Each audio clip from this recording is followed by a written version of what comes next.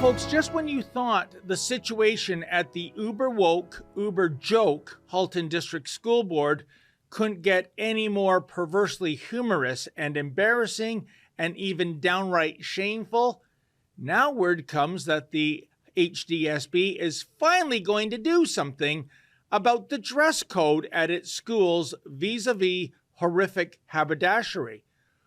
Oh, by that I don't mean they're actually going to address the outlandish and over-sexualized attire donned by shop teacher Mr. Kerry Luke Lemieux, a.k.a. Miss Kayla Lemieux, a.k.a. Busty Lemieux. No, that would make way too much sense.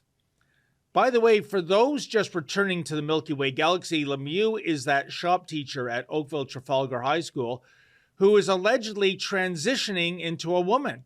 His chest is routinely festooned with a pair of fake Z-cup breasts that are barely contained by the sheer see-through tops, which allow the fake oversized nipples to protrude.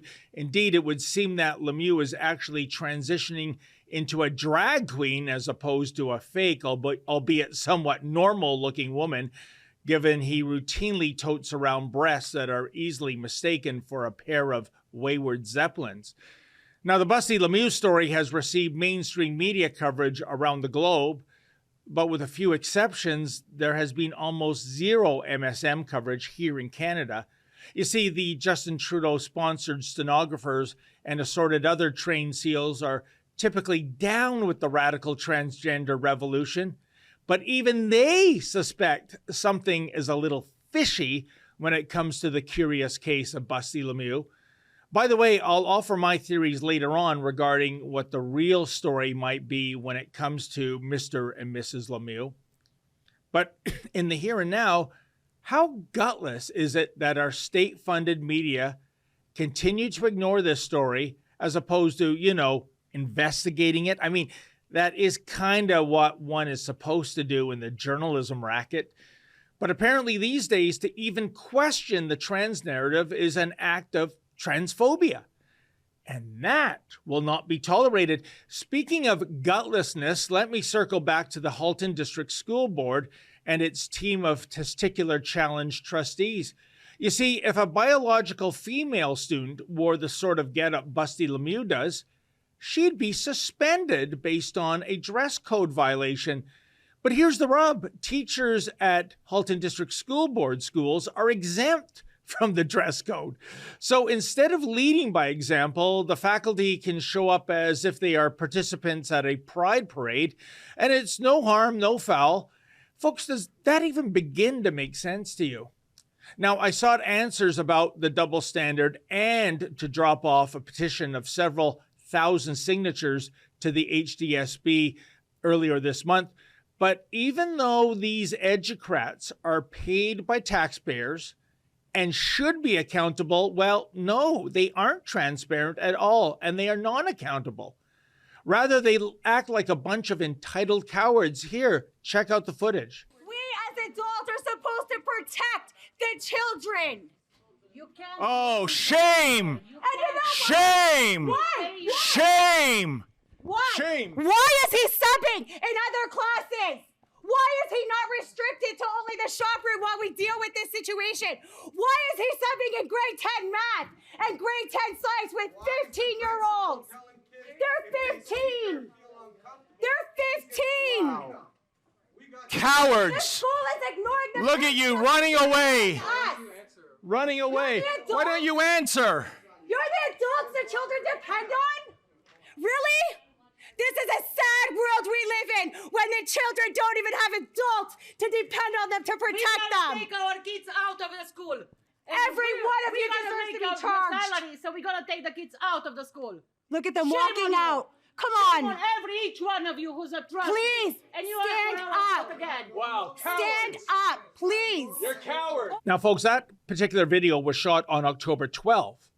Well, I returned to the scene of the grime last week, again to deliver my petition and ask a few new questions.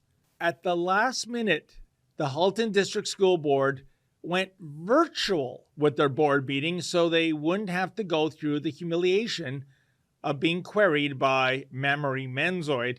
Indeed, isn't it incredible, folks? The HDSB educrats apparently think that a display of drag queen-inspired transgenderism is a jolly good example of diversity with regard to the LGBTQABC plus XYZ file for the kids attending Lemieux's shop class.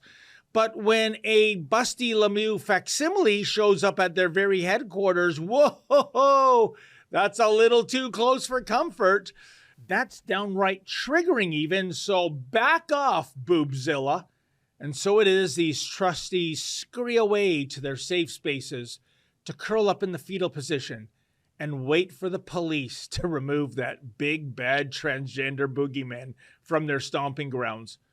Or, as was the case last week, they simply stay home and have their meeting virtually.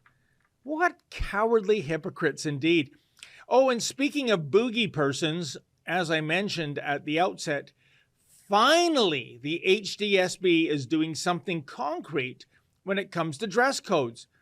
Oh, don't get the wrong idea, folks. They are not implementing a dress code for teachers, including teachers who might be, sexual perverts. Nope. You see, last week, Trustee Dr. Margaret Shuttleworth sent out a release detailing the do's and don'ts of Halloween costumes.